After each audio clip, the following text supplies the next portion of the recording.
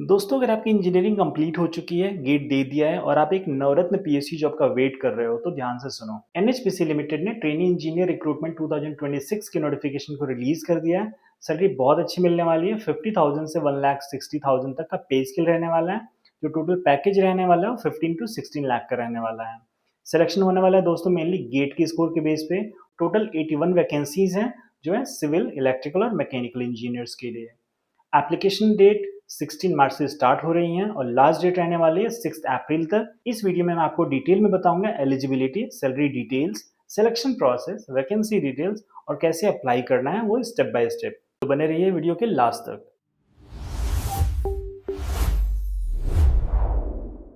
नमस्कार दोस्तों, स्वागत है आपका स्किल इंस पर। यहाँ पर हम किसी भी वैकेंसी की इन्फॉर्मेशन उसकी ऑफिशियल नोटिफिकेशन से वेरीफाई करने के बाद ही आप तक लाते हैं, ताकि आपको मिले सिर्फ सही और ऑथेंटिक इन्फॉर्मेशन। तो ऐसे ही वेरीफाइड जॉब अपडेट्स के लिए इस वीडियो को लाइक करें और चैनल को सब्सक्राइब करें, ताकि आपसे कोई भी फ्यूचर अपडेट्स मिस ना हो।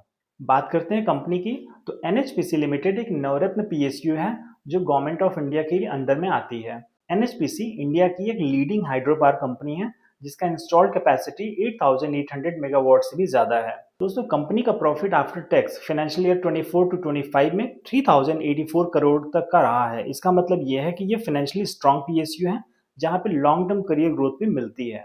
इस रिक्रूटमेंट में ट्रेनी इंजीनियर के 3 डिसिप्लिन के लिए वैकेंसीज निकली हुई हैं। फर्स्ट है ट्रेनी इंजीनियर सिविल, सेकंड है ट्रेनी इंजीनियर इलेक्ट्रिकल, थर्ड है ट्रेनी इंजीनियर मैकेनिकल। दोस्तों, टोटल 81 वैकेंसीज रहने वाले हैं इसमें। सिविल के लिए 11 पोस्ट है, इलेक्ट्रिकल के लिए 35 है एंड मैकेनिकल के लिए 26 रहने वाली हैं। इसके अलावा पीडब्ल्यूबीडी के लिए 9 एडिशनल वैकेंसीज भी रिजर्व्ड हैं, जिसकी डिटेल्स आपको स्क्रीन पे दिख रही होंगी। दोस्तों, सिलेक्टेड कैंडिडेट्स को पोस्टिंग मिल सकती है एनएचपीसी के किसी भी पावर स्टेशन पे, हाइड्रो पावर प्रोजेक्ट्स पे, कॉर्पोरेट ऑफिसेज में, जॉइंट वेंचर्स में। इसका मतलब आप शॉर्टलिस्ट होने के बाद आपको इंडिया के किसी भी लोकेशन में पोस्टिंग मिल सकती है डिपेंडिंग अपॉन द रिक्वायरमेंट। अगर हम एलिजिबिलिटी क्राइटेरिया की बात कर लें, तो आप अगर सिविल इंजीनियरिंग के लिए अप्लाई करना चाहते हैं तो बी या बीटेक होना चाहिए सिविल में। इलेक्ट्रिकल के लिए बी या बीटेक इलेक्ट्रिकल में होना चाहिए। मैकेनिकल इंजीनियरिंग के लिए बी या बीटेक मैकेनिकल में होना चाहिए और मिनिमम 60% मार्क्स की रिक्वायरमेंट है। अगर एससी, एसटी, पीडब्ल्यूबीडी कैंडिडेट्स की कैटेगरी में अगर आप फॉल करते हैं, अगर आपका स्कोर 50% है तो भी आप अप्लाई कर सकते हैं। दोस्तों, यहाँ सबसे इंपॉर्टेंट कंडीशन है गेट स्कोर। कैंडिडेट के पास गेट 2024 का या गेट 2025 का वैलिड स्कोर होना चाहिए।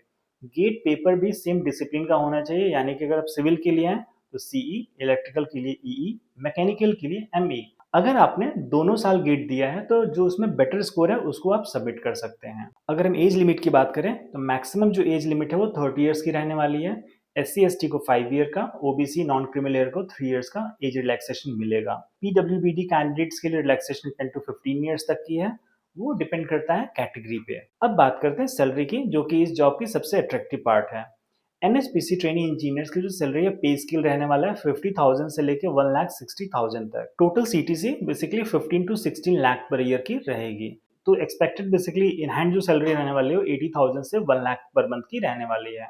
दोस्तों, सैलरी के अलावा जो बेनिफिट्स कुछ मिलने वाली है वो होंगे dearness allowance, HRA, performance related pay, medical facility, provident fund, pension, gratuity. इसमें दोस्तों 1 साल की ट्रेनिंग के बाद आपको इंजीनियर या ऑफिसर पोस्ट पर एब्जॉर्व कर लिया जाएगा, क्योंकि ये वैकेंसी जैसा कि मैंने बताया ये ट्रेनिंग के लिए है। दोस्तों, अगर हम सिलेक्शन प्रोसेस की बात कर लें तो ये 3 स्टेज में रहने वाला है। पहला जो स्टेज होगा वो गेट स्कोर, जो कि 75% का वेटेज रहने वाला है। सेकंड जो होगा ग्रुप डिस्कशन, जीडी बोलते हैं जिसको, 5% का वेटेज रहेगा। एंड स्टेज 3 जो रहेगा वो पर्सनल इंटरव्यू, जिसका 20% का वेटेज रहेगा। दोस्तों, शॉर्टलिस्टिंग का जो रेशियो होगा 1 to 5 होगा, मतलब कि एक वैकेंसी के लिए 5 कैंडिडेट्स को जीडी और इंटरव्यू के लिए बुलाया जाएगा।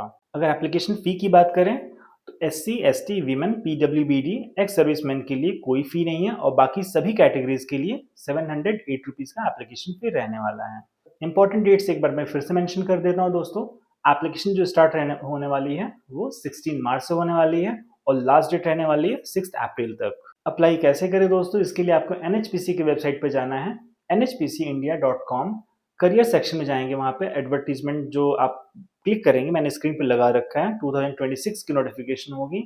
ऑनलाइन फॉर्म फिल करेंगे, डॉक्यूमेंट्स अपने अपलोड करेंगे, एप्लीकेशन फी पे करेंगे, आप जिस भी कैटेगरी में फॉल करते हो उसके अकॉर्डिंग। फाइनल फॉर्म सबमिट करेंगे और प्रिंट आउट सेव कर लेंगे। दोस्तों, एक बहुत इंपॉर्टेंट चीज़ है कि जो सेलेक्टेड कैंडिडेट्स होंगे उनको मिनिमम 4 इयर्स का सर्विस बॉन्ड साइन करना होगा। बॉन्ड अमाउंट जो रहने वाला है बेसिकली ओबीसी के लिए 4 lakh plus GST, SC ST and PWBD के लिए रहने वाला है 2 लाख प्लस जीएसटी। यानी कि इस बीच में आप सर्विस क्विट नहीं कर सकते हैं, अदरवाइज आपको अमाउंट पे करना पड़ेगा। तो दोस्तों ये रही इस पूरी इन्फॉर्मेशन इस वैकेंसी के बारे में।